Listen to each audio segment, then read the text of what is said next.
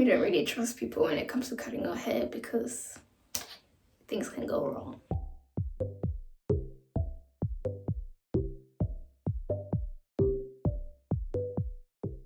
Hey everyone, welcome back to another video. In today's video, I'm going to be trimming the ends of my hair. As we're all in quarantine and we can't exactly go to our hairdressers, I thought it might be good to just give a little demonstration about how I like to trim the ends of my hair, especially curly hair. It's a difficult one to trim, and I don't know about you, but I don't really trust the hairdressers or barbers or whatever when it comes to cutting my hair, because I've never experienced this myself, but I've seen in my mom.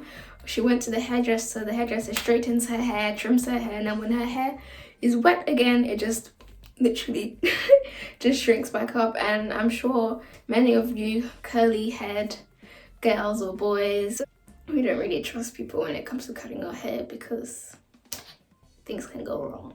Just watch this video and you guys will see how I like to trim my hair. So I've just finished washing my hair, as you can tell. I usually like to trim my hair when it's wet or when it's straightened, but since I straightened my hair in December and it's now May, I think I'm not gonna straighten my hair now. Plus it takes a while and ain't nobody got time for that. So I'm gonna just use a rat tail comb and a pair of hair shears or hair scissors. These I bought from Boots. You can literally just buy them from any superstore, and if you don't want to go outside, I'm pretty sure you can buy them online if you don't have a pair of scissors at home already. But yeah, the reason why I like to do it with my hair wet is because then I can tell what my curl pattern is, because if I have it straightened, you have that danger of cutting too much off and you don't know. So what I usually like to do is just split my hair down the middle. So I'll do that quickly, because with moisture you can tell your curl pattern a lot easier. You can just use a leave-in conditioner or a curling cream of some sort. I'm going to be using Shea Moisture's Jamaican Black Castor Strengthen and Restore Leave-in Conditioner. So what I just like to do is apply a small amount of the cream to my hair. So because my hair's already damp, just literally a small amount. Obviously you know your hair better than I know your hair, because my hair's quite thin. A small amount is okay, but if you have thicker hair or more hair, then go ahead and do what you feel you need to do. But I also don't want to drench my hair because I don't know, I just don't want to. You also want to make sure your hair is detangled very well. So in the shower when I was washing my hair, I detangled my hair with my yellow Denman brush, which you probably would have seen in my previous video.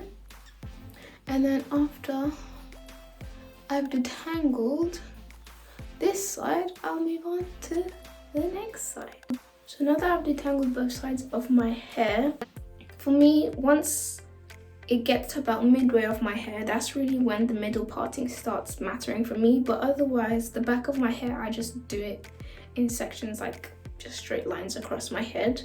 So I'm gonna prepare the sections and I'll keep explaining. So I've made 3 sections, the left, the right and the back. I've sectioned off a small bit from the back. The line isn't straight, as you can see, but that's okay because with curly hair, you're not exactly gonna be able to tell, because when the hair curls up, you've got different curl patterns within your hair and it's gonna look different. You don't want it to be dead straight the same, because unless you want to, your hair will just kind of look like this. But if it's different lengths at different points, obviously not dramatically, you'll get that kind of circle effect depending on your hair type, of course.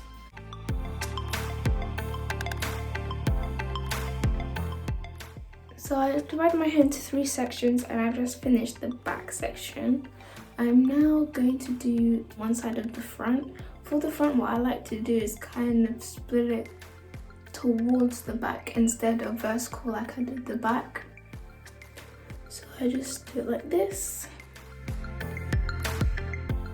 And this will be one section, but within this one section, I'll divide it going down, so vertically, and have 3 sections like that, and then I'll trim it. So this first section I'll just try and comb it from the ends to the roots, but not so much the roots, just about 3/4 of the way up. And then once you've done that, you can either try and listen to when the comb starts sounding different, or if it's harder to go through your hair, or feel for the single strand knots, or look at your hair and try and figure out where the hair is damaged by looking at your curl pattern, what it should usually look like and what it's not looking like, if it looks a bit straggly. And there are different ways to use it, but I usually use the feeling or the looking. So this one, if I feel it, it feels pretty smooth, but if I look at it, you can see that here at the bottom, it's not exactly following the rest of the curl pattern. So what I'll do is I'll try and figure out where that damage starts and I'll cut from there. So I'll cut this much off. So now, when I comb it through, see, it all sounds the same. It doesn't have trouble going through. And the curls all look the same. So that's a good job, well done. And I'll just do that with the rest of my hair, and I'll keep following this horizontal and vertical sections on both sides. And when I get to the top, what I like to do, I don't think about the length too much, but because it is the front of my hair, I will try my best to kind of get it more or less at the same length. But if I'm being honest, I think this side curls up more when it's dry than this side does. But yeah, so that's how I like to trim my hair. I'll just finish it off and then I'll come back when I've finished. For my edges, what I do is I just make a small parting here. Just a small parting. And I just get the front bits. I try and separate the longer bits from the shorter bits. And then I'll do the same thing, have a feel, have a look, and see what it's like. This one seems to be alright. Maybe not. So I'll just trim about that much. I finished trimming all my hair and I don't know, but it just feels more bouncy. I didn't try to give it any shape at all. I literally was just cutting, cutting the ends that I felt had a bit damage to it. I do get a trim at the hairdressers about once a year or once every 18 months. But yeah, so this is how I trim my hair. And I think it looks nice. All the curls are curly. But yeah, and it just feels nice. If you're like me and you like to wear your hair in a puff, you'll find that your puff will curl up into literally, it will look like a ball on your head. And I don't know why, I just think that's so cute. And yeah, I love it. But yeah, that was a quick tutorial on how to cut curly hair whilst it's wet. And I'll show you my hair once I've taken my phone out of the tripod. But for now, that's it. So if you like this video, or if you know someone who can benefit from this video, share it with them, share it with your friends, with your family, your frenemies, your foes, literally everyone and anyone you can think of. Hit the like button if you loved it, even if you liked it just a little bit, just, you know, even if it's 0.01% or 0.00000 affinity notes 1%, then hit the like button and subscribe guys, because there's more stuff coming and you're not gonna want to miss it. But yeah, that's it. I'm in love with my hair, I keep touching it.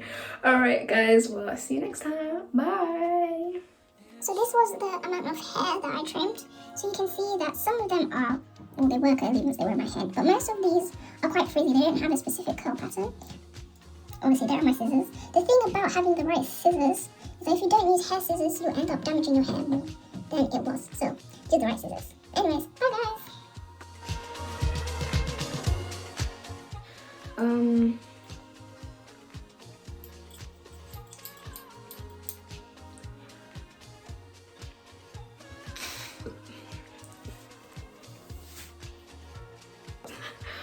Jackie's So what I like to do, it's quite hard because it curls up.